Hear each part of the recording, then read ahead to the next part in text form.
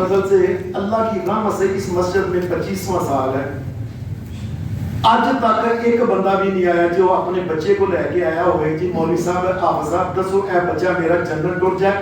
بس ایک کوئی موت پہندی ہے جی اے میرے بچے واسطے دعا کرو، یہ کاروبار لگ جائے، یہ ویزا لگ جائے، کسی طریقے نہ پاس ہو جائے،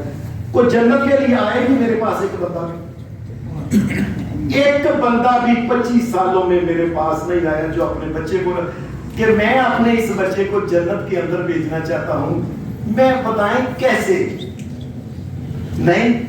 اس کا مطلب یہ ہے کہ اللہ ہمیں معاف کرے، لوگوں اللہ معاف کرے، ایسے لگتا ہے جیسے جنت کی ضرورت ہی نہیں۔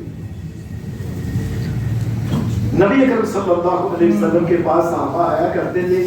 تو آ کے یہی سوال کیا کرتے تھے، اے اللہ کے رسول بتائیں جنت کیسے جا سکتے؟ کوئی بندہ آتا ہے اللہ کے رسول، بلکہ حدیث کے اندر واقعہ آتا ہے کہ نبی علیہ السلام مسجد سے جب باہر نکلے نا تو باہر کے لوگوں کو بھی پتا چل گیا کہ اللہ کہتے ہیں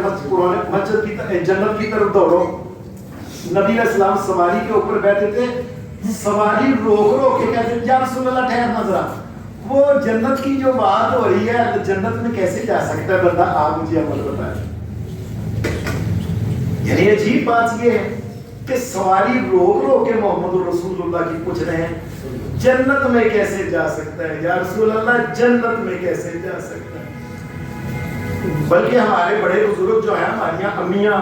ہمارے ابو، ہمارے تایا چاچا دادا دادی، ان سے جا کے پوچھ لیں کبھی اس نے اپنے بچے کے لیے دعا کی ہے یا اللہ یہ میرا بچہ جنت میں جائے، یہ جی دعا کرو بچہ جو ہے نا بڑا ہو کے تو افسر لگ جائے، بڑا دعا ہی نہ ماں باپ کرتے ہیں نہ کوئی اور کرتا ہے، نہ تو دعا منگواتا تک نہیں ہے۔ مائیں بھی دعا یہی کرتی ہیں کہ پتر بڑا ہو کے تمہیں جو تھانے دار لگے تھے، سپاہی لگے تھے، فلان لگے، بس نبی علیہ السلام کو روک روک کے صحابہ کہتے تھے کہ یا رسول اللہ بتائیں جنت کس طریقے سے مل سکتی ہے؟ اور کئی دفعہ صحابہ حدیث میں آتا ہے کہ وہ آگے سوال اس طریقے سے کرتے تھے، اے اللہ کے رسول آپ کا کیا خیال ہے؟ ارائیت ان صلیت المکتوبات وصمت رمضان وآلت الحلال وحرمت الحرام ولم ازد على ذلك ادخل الجنہ۔ کئی تو آگے پوچھتے تھے نا جنت کیسے جائیں، اور کئی آگے یہ پوچھتے تھے اے اللہ کے رسول میں نمازوں کا بڑا خیال رکھتا ہوں، اے اللہ کے رسول میں ماہ رمضان کے روزے آتے ہیں بڑا خیال رکھتا ہوں، میں ان کا بھی خیال رکھتا ہوں، میں اللہ کی حلال کی ہوئی چیز کو استعمال کرتا ہوں، حرام کو نہیں کرتا، یا رسول اللہ میں حرام کے قریب نہیں جاتا، ادخل الجنہ، اے اللہ کے رسول جنت تو چلا جاؤں گا کہ نہیں؟ عجیب بات ہے کہ توجہ ہی صحابہ کی ادھر ہوگی جنت کی طرف۔ اللہ معاف کرے تو جدھر دیکھے مکان بن گیا جی پہ کوشش کر رہے جی پہ فیکٹریاں لگی ہیں، بندے باہر کر رہے ہیں، باہر آ رہے ہیں جی، جاپان تو آ رہے ہیں، امریکہ تو آ رہے ہیں، آسٹریلیا تو آ رہے ہیں، فلاں جگہ کی نئی فیکٹری، اور ان سے پوچھیں کبھی سوچیں جنت کے لیے کیا کر رہے ہیں؟ ایک حدیث میں آتا ہے کہ نبی علیہ السلام نے اس کو کہا، فرمایا حلال حرام کا خیال رکھنا، نمازوں کا خیال رکھنا، یہ روزے ان کا اللہ کی حدود کا خیال رکھنا، نعم میں اللہ کا نبی محمد رسول اللہ کہتا ہوں تمہیں اللہ جنت دے گا۔ جب اس نے یہ بات سنی نا پھر اٹھ کے چلا تو نبی علیہ السلام نے فرمایا جس نے کسی جنتی کو دیکھنا ہے اس کو دیکھ لیں،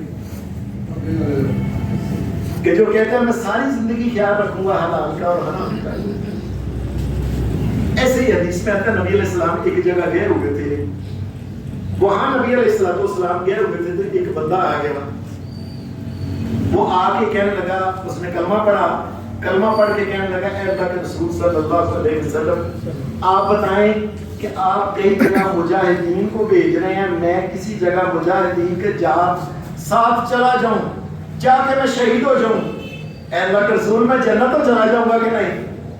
یہ عجیب بات ہے، جنت جنت جنت جنت کے علاوہ سوچ ہی نہیں رہے۔ اے اللہ کے رسول میں جنت چلا جاؤں گا؟ فرمایا ہاں، شہید ہو جائے گا تو جنت میں چلا جائے گا۔ ابھی یہ اٹھ کے جانے لگا کہ آسمان سے جبرائیل آ گئے، کہنے لگے اللہ کے رسول اسے بتائیں کہ لیکن تیرے اوپر اگر قرض ہو گیا تو شہید بھی اگر ہوا تو جنت نہیں جا سکتا۔